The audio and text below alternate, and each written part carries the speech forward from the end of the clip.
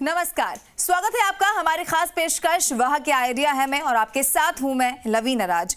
Corona काल में देश आर्थिक संकट से जूझ रहा है। ऐसे में लाखों लोगों ने अपना रोजगार खोया है। इसके बाद काफी लोग आत्मनिर्भर भारत की राह पर चल पड़े हैं। ऐसे में हमने भी युवाओं और बेरोजगारों को नई राह दिखाने की कोशिश शुरू की है और जिसके जरिए हम ऐसी हस्तियों से आपको मिलवाते हैं जिन्होंने अपने हौसले के दम पर अपनी एक अलग पहचान बनाई है और अपने अनोखे आइडिया के जरिए खुद तो सशक्त बने ही हैं, साथ ही कई लोगों को रोजगार भी दिया है। तो आप भी तैयार हो जाइए ऐसे ही कुछ अनोखे आइडियाज के बारे में जानने के लिए जिनके जरिए आप अपने भविष्य को संवार सकते हैं।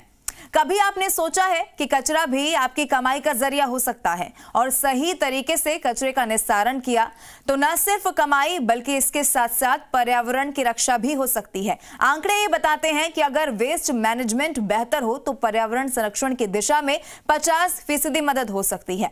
वेस्ट मैनेजमेंट के जरिए प्रोडक्ट को रिसाइकिल कर वापस इस्तेमाल में लाने के प्रयास भी प्रकृति संरक्षण की दिशा में मददगार साबित हो सकते हैं। जयपुर के एक स्टार्टअप ने इस कचरे में बिजनेस की कामयाबी तलाश ली है और आज हमारे साथ जुड़ रहे हैं इसी अनोखे स्टार्टअप यानी कि इको रैप के संस्थापक अंगराज स्वामी, जो अपने स्टार्टअप के फंक्शन को आपके सामने रखेंगे और आपके सवालों के जवाब भी देंगे। अंगराज स्वामी, स्वागत है आपका। जी बहुत बहुत धन्यवाद आपका। बिल्कुल, आपसे सवाल करेंगे और दर्शकों तक भी हम पहुंचा देते हैं कैसे वो हमसे जुड़ सकते हैं और आपसे सवाल कर सकते हैं। अगर आप भी इस क्षेत्र से जुड़ी बारीकियों को समझना चाहते हैं तो हमारे आज के गेस्ट से आप अपने सवाल पूछ सकते हैं। अपना सवाल करने के लिए आप इन नंबर पर हमें कॉल कर सकते हैं 0120-715-3787। इसके अलावा 0120-715-3826 ये भी वो नंबर जिसके जरिए आप हमसे जुड़ सकते हैं और अपना सवाल कर सकते हैं।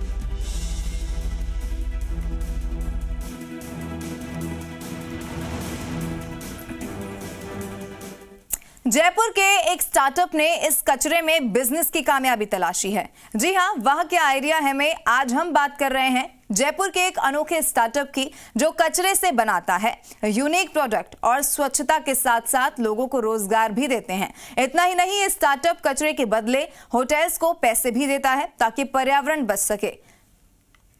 आप इस कमाल का आइडिया इस रिपोर्ट में देखिए।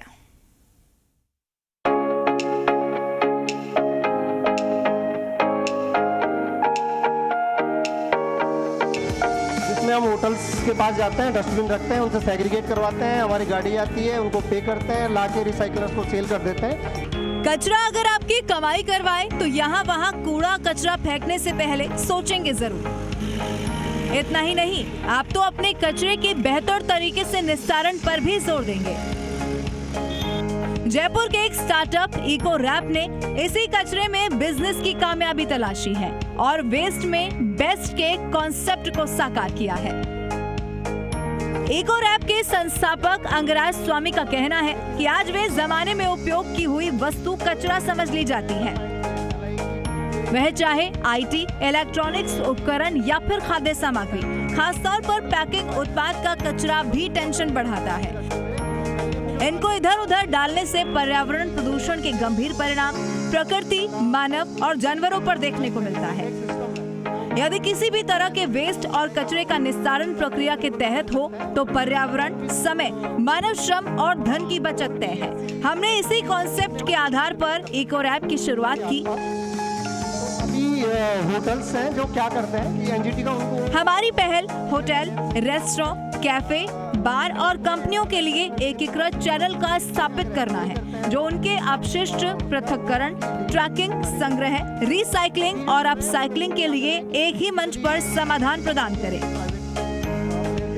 ऐसे मॉडल पे काम करने का सोचा जहां पे प्राकृतिक संसाधनों के इष्टतम उपयोग पे जोर दिया जा सके और उसके द्वारा कुछ आजीविका अवसर भी पैदा किए जा सके। होटल, रेस्टोरेंट और कंपनियों में प्रतिदिन बड़ी संख्या में वेस्ट निकलता है। अगर इनका सही निस्तारण हो तो डंपिंग यार्ड की जगह यह रिसाइकिल हो सकती है। इको रैप के संस्थापक अंगराज स्वामी का कहना है कि हमने मार्च 2025 तक 4000 वाणिज्यिक इकाइयों को एक शून्य अपशिष्ट संस्थान बनाने का लक्ष्य रखा है। वेस्ट सेग्रीगेशन की प्रोसेस को इम्प्रूव करने के लिए या लोगों की इन्वॉल्वमेंट बढ़ाने के लिए वेस्ट सेग्रीगेशन प्रोसेस को इंसेंटिवाइज किया। हम लोगों को इंफ्रास्ट्रक्चर प्रोवाइड करवाते हैं, जैसे मुफ्त में हम डस्टबिन देते हैं और उनको उनमें अवेयरनेस लेके आते हैं, कैंपेन्स हम चलाते हैं। इसके बाद भी हम लोगों को कचरा अलग अलग करने के बदले में इंसेंटिव्स पे करते हैं। इको रैप अपने नए मॉडल मुस्कान पर भी काम कर रहा है। इसके जरिए ग्रामीण महिलाओं को आत्मनिर्भर बनाने के प्रयास किए जा रहे हैं। इस प्रोजेक्ट में अपसाइक्लिंग का अहम रोल है। महिलाओं को वेस्ट प्रोडक्ट को नए सांचे में डालकर उपयोगी प्रोडक्ट बनाने की ट्रेनिंग दी जाती है, ताकि ये उनकी आय का स्थायी जरिया बन सके। ये समाज की आर्थिक और सामाजिक रूप से कमजोर वर्ग के बीच वित्तीय समावेशन का एक अनूठा मॉडल है। ग्रामीण क्षेत्रों में रोजगार के अवसर पैदा करने के लिए हमने वेस्ट मैनेजमेंट को ही हमारा माध्यम बनाया और एक मुस्कान नाम से प्रोजेक्ट की शुरुआत की। इस प्रोजेक्ट के अंतर्गत शुरुआती चरण में हमने 24 के आसपास महिलाओं को ट्रेन किया और उन्हें कचरे से कुछ उपयोगी वस्तु बनाना सिखाया। इको रैप की ये पहल उनके कारोबारी सपनों को तो उड़ान दे ही रही है, साथ में प्रकृति के संरक्षण में अहम कड़ी बन रही है। एक और जहां केंद्र सरकार के स्वच्छ भारत मिशन के तहत देश को स्वच्छता का पाठ पढ़ाया जा रहा है, वहीं दूसरी ओर यह छोटी सी शुरुआत कचरे में कामयाबी का दीप जला रही है। अंकित तिवारी, जी मीडिया, जयपुर। चलिए, इको रैप के संस्थापक अंगराज स्वामी जी हमारे साथ जुड़े हुए हैं। अंगराज जी, चर्चा की शुरुआत करते हैं। सबसे पहले हम चाहेंगे कि क्योंकि ये अनोखी कहानी है, कैसे इसका आइडिया आया, ये आप दर्शकों को सबसे पहले बता दें। जी जरूर। दरअसल मैं ग्रामीण परिवेश में पला बड़ा हूँ और अपनी उच्च अध्ययन के लिए दिल्ली विश्वविद्यालय में 2011 के आसपास मैंने एडमिशन लिया।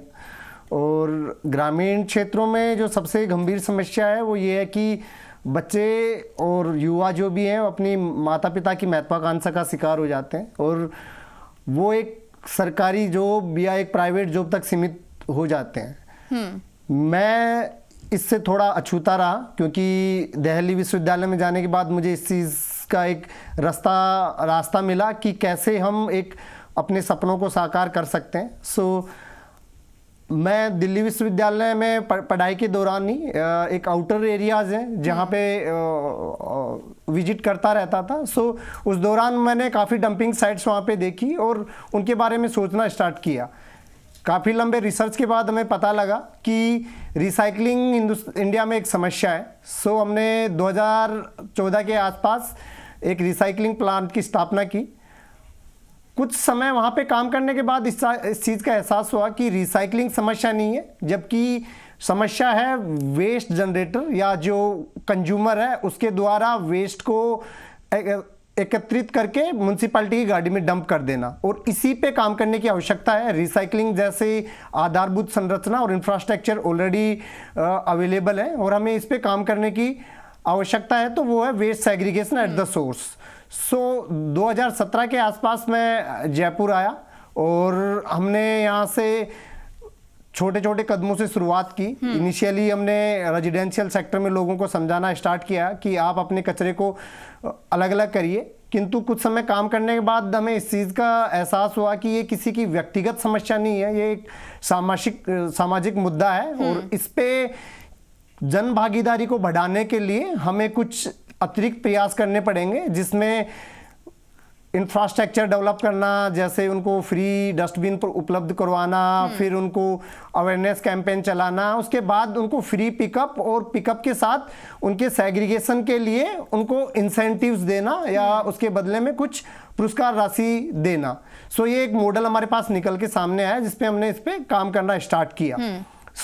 शुरुआती चरण में हमने जिनको टारगेट किया वो बल्क वेस्ट जनरेटर हैं, जैसे कि होटल, रेस्टोरेंट और कैफेज, और यहाँ के हाउसकीपिंग स्टाफ को हमने प्रशिक्षित किया कि कैसे वो कचरे को अलग अलग कर सकते हैं, और उनको डस्टबिन हमने प्रोवाइड करवाए। जब वो डस्टबिन भर जाते हैं तो हमें एक अभी तो मोबाइल फ़ोन के थ्रू वो लोग हमें पिकअप्स के लिए बोलते हैं, बट एक निश्चित समय के बाद वो एक ऑटो सिग्नल या आप कह सकते हैं कि टेक्नोलॉजी का हस्तक्षेप इसमें हो जाता है, जिसके द्वारा हमें एक इंटीमेशन मिल जाती है कि वो डस्टबिन भर गया है जिसको हमें पिकअप करना है। सो हमारी गाड़ी जाके वो वेस्ट को पिकअप करती है और उसे हम अपने गोडाउन फैसिलिटी में कंपाइल करते हैं।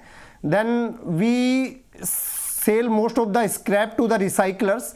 हम अधिकतर वेस्ट है वो रिसाइकलर्स को सेल कर देते हैं और उसके बदले में राजस्व प्राप्त करते हैं। और इसका कुछ हिस्सा हमने लॉकडाउन पीरियड के दौरान एक नए प्रोजेक्ट मुस्कान की शुरुआत की, जिसमें हमने कुछ महिलाओं को प्रशिक्षित कर और उनको कचरे के उत्पादों से एक अच्छे प्रोडक्ट बनाना सिखाया। जैसे वो महिलाएं अभी स्क्रैप टायर से सीट, ग्लास बोतल से कुछ सजावटी आइटम, तो इस टाइप के प्रोडक्ट्स वो रेडी कर रही हैं। तो हम उनको प्रशिक्षण के अलावा हम उन्हें कचरा और अन्य जो भी पदार्थ, टूल्स, स्मॉल टूल्स जो भी चाहिए होते हैं वो उपलब्ध कराते हैं। जब वो प्रोडक्ट रेडी कर लेती हैं तो हम उनके प्रोडक्ट्स को सेल करते हैं और उनके साथ जो भी राजस्व में प्राप्त होता है उसमें कुछ हिस्सेदारी उनकी होती है। जैसे अभी हम 70%, 30% हिस्सेदारी उन महिलाओं के साथ साझा करते हैं। अंगराज जी, इसी पर चर्चा आपसे जारी रखेंगे और जानकारी भी आपसे लेंगे, लेकिन कॉल आना हमारे पास शुरू हो गए हैं। मैं चाहूंगी कि एक कॉलर का सवाल हम ले लेते हैं और आप उनका जवाब दें। रामदेवरा से दिनेश चौहान हमारे साथ जुड़े हैं। दिनेश, क्या सवाल है आपका? जी मैम, मेरा ये सवाल है कि सर से जुड़ने के लिए क्या करना पड़ेगा? मैं भी एक काम करना चाहता हूँ सर। ठीक है अंगराज जी, इनका सवाल ये है कि कोई भी अगर इस काम को शुरू करना चाहे तो वो कैसे कर सकता है? आप टिप्स क्या दे सकते हैं?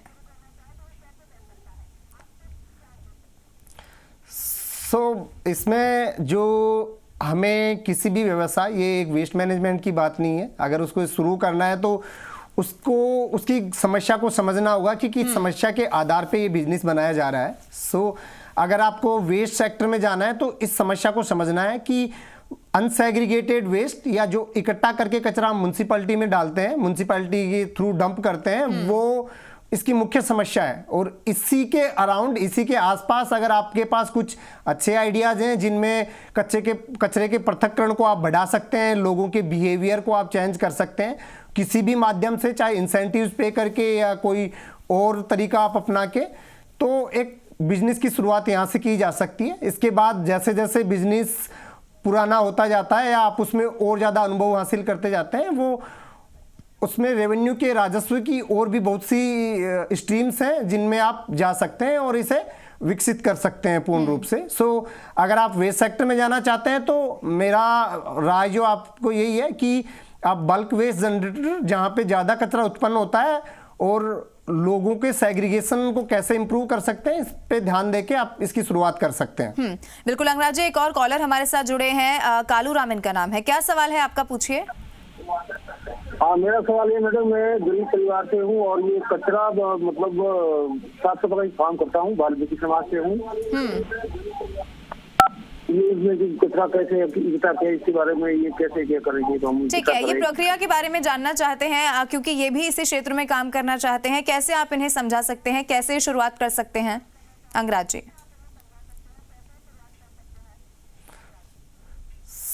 इसकी निस्तारण प्रक्रिया को अगर मैं विस्तार से बता पाऊं तो इसका निस्तारण तभी हो सकता है या ट्रीटमेंट तभी हो सकता है जब वेस्ट को हम कम से कम 4 प्राइमरी कैटेगरीज में सेग्रीगेट करते हो। सेग्रीगेशन इसकी सबसे मुख्य समस्या है। और अगर आप कचरे के उस संबंध में बात कर रहे हैं जहां पे आप वेस्ट को कलेक्ट करके और डंपिंग साइट पे डंप कर रहे हैं, तो आपको कचरे के पृथक्करण पे ध्यान देना होगा। इसके अलावा शुरुआती चरण में अपना खुद का रिसाइकलिंग या इस टाइप का संयंत्र ना लगा के आप जो एग्जिस्टिंग, जो पहले से बाजार में लोग काम कर रहे हैं, उनके थ्रू से करवा के और आप एक शुरुआत कर सकते हैं। इसके बाद आपको लगता है कि आपके पास पर्याप्त संसाधन है, पर्याप्त पूंजी है इसे लगाने के लिए या संयंत्र स्थापित करने के लिए, तो आप इसके ट्रीटमेंट प्रोसेस में जा सकते हैं। बिल्कुल अंगराज जी, देखिए कोई भी अगर बिजनेस होता है, ये तो आप बहुत बेहतर तरीके से समझते होंगे, एक रिस्क मैनेजमेंट होता है और चुनौतियां भी बहुत सारी होती हैं, लेकिन कचरा भी कमाई का जरिया हो सकता है। ये आपकी कहानी को समझकर समझा जा सकता है। आपसे समझना चाहेंगे क्या कोई चुनौतियां आपने देखी, क्योंकि ये कार्यक्रम दरअसल उन युवाओं के लिए है जो कुछ नया करना चाहते हैं, तो अगर आप उनके लिए कुछ चुनौतियों के बारे में बता सके। जी बिल्कुल। देखिए, देश की अधिकतर जनसंख्या आज भी ग्रामीण क्षेत्र में निवास करती है और मेरा परिवेश कुछ वैसा ही रहा है। सबसे मुख्य समस्या जो ये आती है वो लोग एक्सप्लोर नहीं कर पाते कि अध्ययन के और क्या उपयोग हो सकते हैं। उनके एक सीमित सोच और या आप कह सकते हैं एक सीमित इकोसिस्टम में वो पले बड़े होते हैं। तो जहाँ से वो पढ़े होते हैं उसके बाद नौकरी या आजीविका के अवसर तलाशना उनकी प्राथमिकता हो जाती है। अगर आप कहीं पे जा रहे हैं या आप इस क्षेत्र में या किसी और क्षेत्र में कुछ अच्छा करना चाहते हैं आप थोड़ा एक्सप्लोर करें चीज़ों को और बेहतर कैसे कर सकते हैं उस पर कर सकते हैं। मेरे साथ भी सबसे बड़ी समस्या यही थी कि मैं अपने घर वाले, अपने परिवार, अपने जानने, अपने रिश्तेदारों को कैसे मनाऊं कि मैं इस क्षेत्र में कुछ करना चाहता हूं। और आज भी कुछ स्थितियां तो ऐसी हैं कि मैं उन्हें बता नहीं पाता कि मैं किस प्रकार का कार्य कर रहा हूं। सबसे बड़ी समस्या, सबसे बड़ी चुनौती ये आती है कि आपको किसी और की महत्वाकांक्षा का शिकार ना होके अपने सपनों को समझने का प्रयत्न करना चाहिए कि आप किस क्षेत्र में कर सकते हैं। दूसरा जो समस्या आती है जो मुझे व्यक्तिगत रूप से झेलने को मिली या इस क्षेत्र में और लोगों को झेलने को मिल सकती है वो ये है कि ये जो हम काम कर रहे हैं इम्पैक्ट क्षेत्र में आता है, प्रभाव क्षेत्र में आता है। ये एक हार्डकोर व्यवसाय इसे आप नहीं कह सकते या हार्डकोर बिजनेस नहीं कर सकते। इम्पैक्ट सेक्टर में जो इकोसिस्टम है इंडिया का वो अभी इतना विकसित नहीं है और लोगों को या आप कह सकते हैं कि स्टार्टअप इकोसिस्टम में अभी एक्सटर्नल इन्वेस्टर आपको आसानी से मिल जाते हैं, बट इम्पैक्ट सेक्टर में एक्सटर्नल इन्वेस्टर को लेके आना कुछ टाइम के लिए काफ़ी मुश्किल हो जाता है।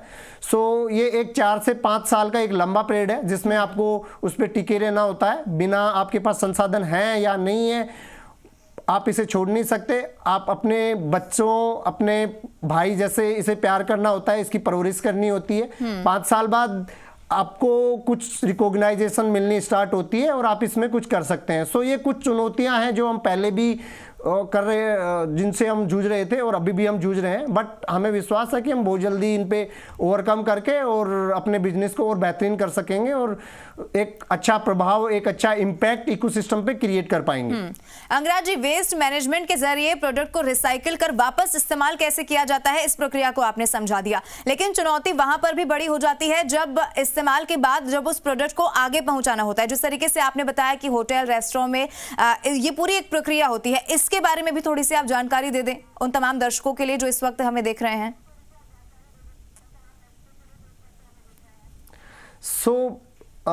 मुख्यतः किसी भी चीज को पुनः इकोसिस्टम में या सप्लाई चेन में लेके आना के लिए मुख्यतः 3 प्रक्रियाएं हमने चुनी है।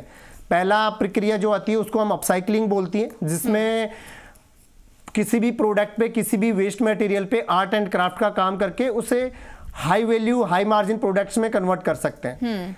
दूसरी जो प्रक्रिया होती है उसे रिसाइकलिंग बोलते हैं। तो रिसाइकलिंग प्रक्रिया में किसी भी उपयोग किए हुए प्रोडक्ट या वेस्ट प्रोडक्ट को प्रोसेस करके उसकी क्वालिटी को उसी स्तर पे मेंटेन किया जाता है ताकि वो पुनः उसे उपयोग में लाया जा सके। जैसे उदाहरण बताऊं तो शैम्पू के बोतल्स को आप दोबारा उपयोग में लेके उसे प्रोसेस करके और दोबारा शैम्पू की बोतल बना रहे हैं, तो वो रिसाइकलिंग प्रोसेस है।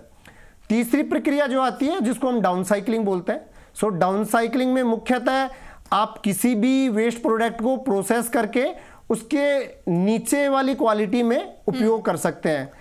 इसका मैं उदाहरण आपको दूं तो आपने शैम्पू की बोतल को प्रोसेस करके उसके बाद आपने उसकी चेयर या उससे डाउनग्रेड जो भी कैटेगरी के प्रोडक्ट्स आते हैं प्लास्टिक में, उसमें कन्वर्ट कर दिया, तो ये डाउनसाइक्लिंग होता है। होटल्स को टैप करने का मुख्य कारण ये होता है कि शुरुआत में क्योंकि वेस्ट मैनेजमेंट बहुत बड़ा सेक्टर होता है और एक स्टार्टअप सीमित संसाधनों के साथ आता है, वो किसी भी क्षेत्र में जाके बहुत से लोगों को एक साथ एक्वायर करना, उनको वेस्ट मैनेजमेंट की सर्विस प्रोवाइड करवाना बहुत ज़्यादा मुश्किल होता है। होटल्स बल्क वेस्ट जनरेटर होते हैं। यहाँ पे एक तो आपकी लॉजिस्टिक कॉस्ट, जो कलेक्शन कॉस्ट होती है, वो कम होती है। दूसरा कारण ये होता है कि होटल्स के लिए ये कहीं ना कहीं एक चुनौती है क्योंकि उनको बहुत से गवर्नमेंट लॉ, गवर्नमेंट कंप्लायंसेस को फॉलो करना होता है। जैसे एक MSW 16 का रूल है, अगर if you are a bulk waste generator then you have to treat your waste on your own.